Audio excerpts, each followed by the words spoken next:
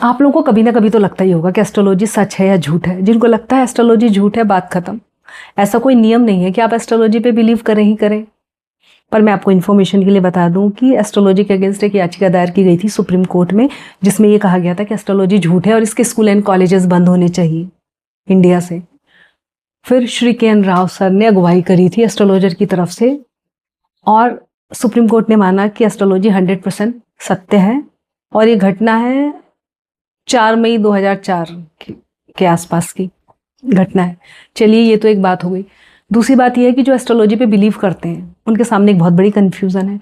वो कन्फ्यूज़न ये है कि जो हजारों की तादाद में लोगों की एक साथ मृत्यु होती है या मारे जाते हैं, चाहे वो सुनामी जैसी घटना हो, चाहे वो कोई वर्ल्ड वार हो, वर्ल्ड वार में हजारों लोग एक साथ मारे जा रहे हैं, बाढ़ जैसी कोई घटना हो या प्लेन क्रैश जैसी कोई घटना है, तो क्या उन सबके मृत्यु की महादशा या अंतरदशा आई थी? देखिए, मृत्यु के लिए दूसरा और सातवें घर का मालिक जिम्मेदार होता है, जिसको हम मारक ग्रह बोलते हैं। ये आपको मृत्यु तुल्य कष्ट देता है, और जब आपकी एज पूरी हो जाती है तो इन्हीं ग्रहों की वजह से आपकी मृत्यु होती है।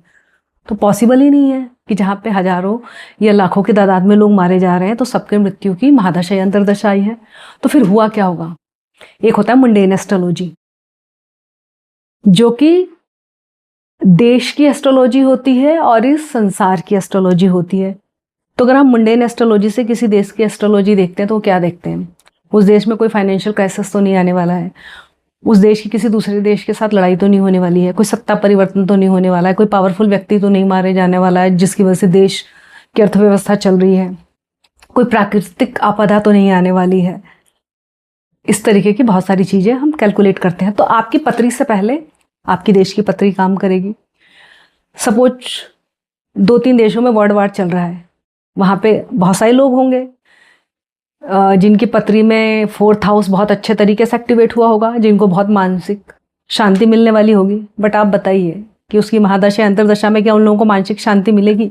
या फिर आप कुछ बहुत गरीब देश होते हैं जहाँ पे 70% कुपोषित लोग हैं, खाना पीने की भी प्रॉब्लम है, तो अगर वहाँ पे बहुत सारे लोगों की पत्री में राजयोग होगा या लक्ष्मी योग होगा तो क्या वो फलित होगा? नहीं होगा, क्योंकि आपसे ऊपर आपकी देश की पत्री काम करती है। यानी कि एस्ट्रोलॉजी भी ये मानती है कि आप बाद में हैं, आपसे पहले आपका देश है, आपकी पहचान आपके देश से है।